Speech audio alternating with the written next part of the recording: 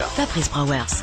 Et bonjour tout le monde, bienvenue, j'espère que vous passez un délicieux week-end. En tout cas, on va passer un délicieux moment maintenant avec Jérémy Ferrari. Belle RTL Comédie. Le MAG. Bienvenue Jérémy. Mais merci de m'avoir invité.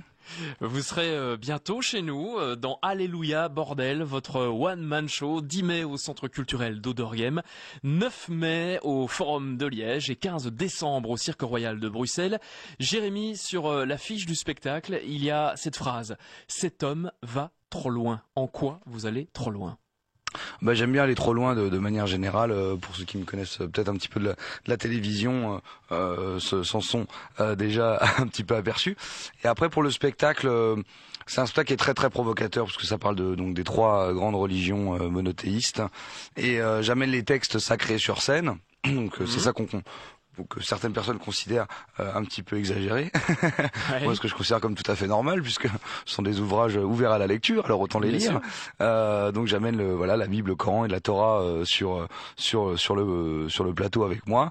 Donc c'est un spectacle où je me moque en fait de l'extrémisme religieux. Donc il y a les textes sacrés, il y a aussi des revues de presse. J'ai des articles de presse absolument incroyables sur ce qui a pu se passer avec des prêtres, des rabbins, des pasteurs, des imams, etc.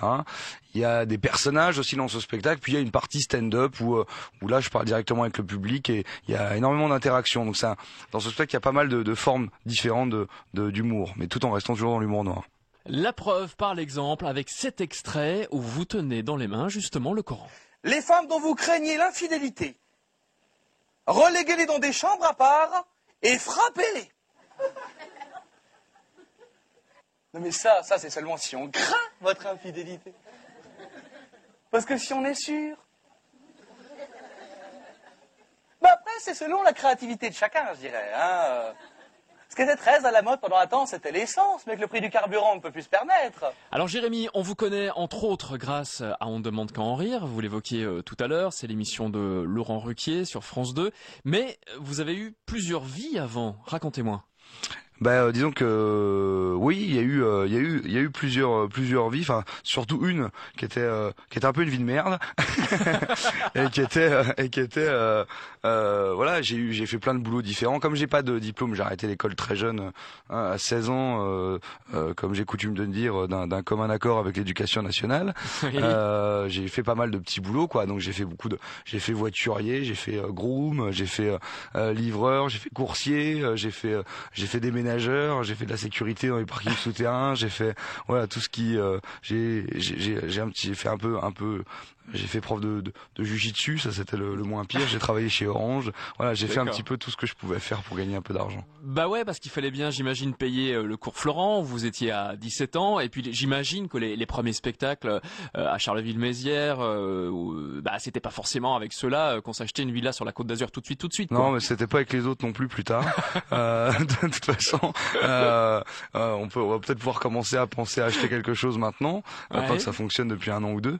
Une belle caravane déjà quoi, un truc pour débuter quoi. Petite caravane, j'avais déjà ça. non, c'était donc pendant 8-9 ans ça a été très compliqué bien sûr financièrement. Le problème c'est que quand on fait de l'humour noir, c'est vachement dur de s'imposer parce que les professionnels de ce métier ne savent pas s'ils peuvent vous laisser la possibilité de parler ou pas parce que c'est le public qui choisit si un humoriste a le droit de dire ce qu'il veut. Vous savez, c'est toujours ce débat de peut-on rire de tout. C'est un faux débat, c'est un débat qui n'existe pas. Ils trouveront jamais la réponse. Tous les ans, ils nous font 4h30 de débat sur toutes les chaînes sur ce thème et ils continueront à le faire pendant 40 ans. Ils ne trouveront jamais la réponse de toute façon à cette question. Ça n'existe pas. Il n'y a pas de réponse. C'est pourquoi à un moment donné le public choisit, détermine que tel humoriste a le droit de dire des horreurs. C'est dans le ressenti du public. Je pense que moi les gens sentent qu'il n'y a pas de méchanceté et que si je fais tout ça c'est avant tout pour dénoncer et puis pour emmerder les cons donc pour emmerder les cons et caricaturer les imbéciles. Oui, et puis vous avez une bonne tête, ce qui aide aussi à faire de l'humour noir. Alors oui, peut-être. Alors des fois on m'a dit t'as pas un physique à faire de l'humour. Des fois on me dit ça t'aide. Je sais pas. Il y a Laurent. En tout cas ça a permis à Laurent Ruquier de me donner un surnom, le démon à tête d'ange, qui maintenant me suit. Tout le monde m'appelle comme ça. Ceci, je préfère ça que Mike Brandt parce qu'il m'a aussi appelé Mike Brandt. Donc je préfère ça que My Vente aussi. Pour revenir justement sur l'émission, vous y avez fait des dizaines de passages, vous continuez d'ailleurs. Qu'est-ce qu'elle vous apprend cette émission? Parce que c'est un exercice très particulier. C'est de la scène, oui, mais à la télé, il y a des thèmes imposés, il y a un chrono, il y a un jury. Enfin, c'est très particulier. Qu'est-ce qu'elle vous apprend? Elle apprend la rigueur, notamment dans l'écriture. J'ai toujours été quelqu'un qui travaillait beaucoup. Je suis un boulimique du boulot, mais c'est vrai que avant je travaillais pour moi, mais personne me demandait de travailler. Donc je travaillais quand même, mais voilà, je travaillais pour moi, quoi. Maintenant, ce qui est intéressant, c'est que toutes les semaines, il faut écrire des choses différentes. Donc ça apprend vraiment une grande rigueur. Surtout qu'à côté, moi, j'écris aussi des sketchs pour Constance, qui est de la même émission. J'ai coécrit son nouveau spectacle, qui est à Paris en ce moment, qui va d'ailleurs venir, je crois, en Belgique bientôt. Donc voilà, donc j'ai appris une grande rigueur dans l'écriture, et comme j'aime beaucoup écrire, pour moi, c'est hyper excitant toutes les semaines de devoir écrire autre chose. Jérémy Ferrari, vous ne bougez pas, d'accord? D'accord. Et on vous retrouve dans un instant. Belle RTL Comédie. Le MAG. Deuxième partie de Belle RTL Comédie, le MAG avec Jérémy Ferrari dans Alléluia Bordel, le 9 mai au Forum de Liège, le 10 mai au Centre culturel d'Oderghem, et comme tout se passe bien, comme c'est de plus en plus rempli partout, on a ajouté une date 15 décembre au Cirque Royal de Bruxelles. Pour revenir au spectacle, le moins qu'on puisse dire, c'est que vous n'utilisez pas les ressorts classiques de l'humour, du genre les hommes laissent traîner leurs chaussettes et les femmes ne savent pas conduire, hein, ces classiques-là. Pourquoi? Parce que vous vous l'interdisez, ou bien juste parce que c'est pas votre truc, ça vous inspire pas? Alors déjà, ça ne m'intéresse absolument pas. Ok. Ni d'en parler, ni d'aller les écouter en salle. Non, mais pardon. Je vous en prie. Non, le truc, c'est qu'en fait, si vous voulez, on choisit pas en fait quel style d'humour on va pratiquer, surtout que si on choisit, à la limite, on choisit pas l'humour noir, parce que c'est quand même pas ce qu'il y a de plus simple à imposer, comme je le disais tout à l'heure. Maintenant, c'est surtout que je trouve ça déjà très orgueilleux comme boulot de faire payer des gens pour venir nous écouter pendant 1h30. Je trouve ça particulièrement orgueilleux. Donc j'ai envie de me dire que voilà, si je fais payer les gens pour venir me voir, c'est pour leur proposer quelque chose d'original et de percutant. Et ce spectacle, il m'a permis, c'est un spectacle sur la religion, mais c'est une manière de parler de plein de choses, parce que la religion, ça m'a permis de parler d'homophobie, de misogynie, de racisme. Bon, bien sûr, il n'y a pas que ça dans la religion, il y a également la pédophilie qui est très importante. Mais ce que je veux dire, c'est que si vous voulez, moi faire cet humour-là, ça me permet de dénoncer, puis je trouve ça hyper excitant. Tu sais, l'humour noir, c'est vraiment comme un plat, comme une cuisine, parce que il faut toujours bien doser chaque mot, chaque intonation, choisir chaque phrase, chaque déplacement, chaque regard on est toujours sur le fil du dérapage, et c'est ça qui est très excitant dans l'humour noir. Est-ce que c'est vrai que sur scène, vous lancez une fatwa sur Mickey?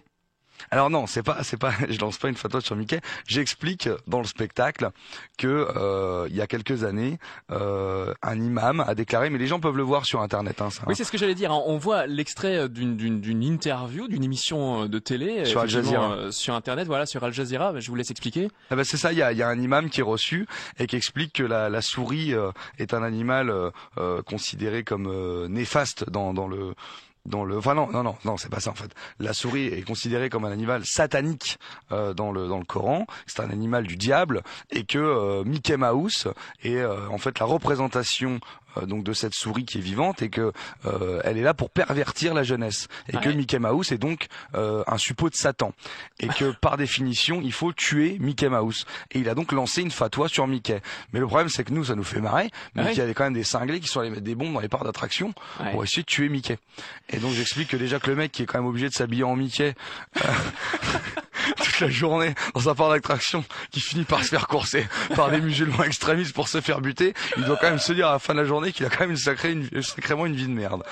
Mais Jérémy Ferrari, qu'est-ce qui vous ferait le plus plaisir finalement? Recevoir le Molière du meilleur one-man show, ou bien que votre tête soit mise à prix par les talibans? Franchement. Si ma tête est mise à prix par les talibans, ça me permettrait de faire une tournée en Israël. Oui. Déjà, bah oui, nouveau marché. Donc ça m'ouvre à l'international. Alors du coup, je pourrais peut-être envisager non pas un Molière, mais un César, un Oscar. Vous voyez. Donc c'est comme ça que je vois les choses. Ah, c'est bien vu, c'est plutôt intelligent. Voici un autre extrait de Alléluia Bordel. Alors c'est The Jerusalem Report, qui est un grand journal de Jérusalem, qui est parti à la rencontre de grands penseurs juifs pour leur poser cette question quand même cruciale. Hein? Les extraterrestres peuvent-ils se convertir au judaïsme? Jérémy, vous êtes encore un jeune homme, vous aurez 27 ans dans quelques semaines. Quels humoristes vous ont nourri? Parce que un des proches, par exemple, est mort quand vous aviez 3 ans à peine. Ouais, il est mort un peu tôt, ce con. Ouais. J'aime beaucoup Pierre Desproges. J'ai eu la chance de le découvrir par DVD. J'ai vu tous ses spectacles. J'ai lu son énorme livre. Là, ils ont sorti un énorme bouquin sur lui avec tous ses textes. Exact. De faire 1000 pages. Je l'ai dévoré. J'aime beaucoup Pierre Desproges. Celui qui m'a donné envie de faire ce métier, c'était Pierre Palmade à la base. Donc même si je pratique pas son style d'humour, mais j'aime beaucoup Pierre Palmade et c'est lui qui m'a donné envie de faire ce métier. Après j'aime bien des gens comme Guillon aussi, mais j'aime bien aussi des humours plus légers comme Gad Elmaleh, des gens comme ça. Mais si vous voulez, ça va moins m'éclater sur le long terme. Voilà, je préfère quand même les gens qui balancent un peu et qui prennent un peu plus de risques, voilà, dans les thèmes et dans les propos. Allez voir Jérémy Ferrari sur scène près de chez vous, 9 mai au Forum de Liège, 10 mai au Centre culturel d'Odorghem, 15 décembre au Cirque Royal. Et dépêchez-vous parce que plus le temps passe et plus les places se vendent comme des petits pains, selon l'expression consacrée. Jérémy, bon spectacle à vous, bonne tournée, à bientôt. Je vous remercie, au revoir. Salut.